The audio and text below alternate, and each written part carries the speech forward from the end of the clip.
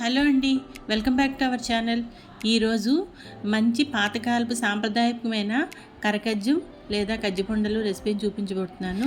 దీనికోసం ఒక గిన్నె తీసుకొని దాంట్లో 1 కప్పు శనగపిండి, 1 కప్పు బియ్య పిండిని వేసుకొని కొంచెం వాటర్ని కలుపుకుంటూ ఇలా మనం జంతికలు కలుపుకుంటాం కదా ముద్ద, ఆ విధంగా కలుపుకోవాలన్నమాట.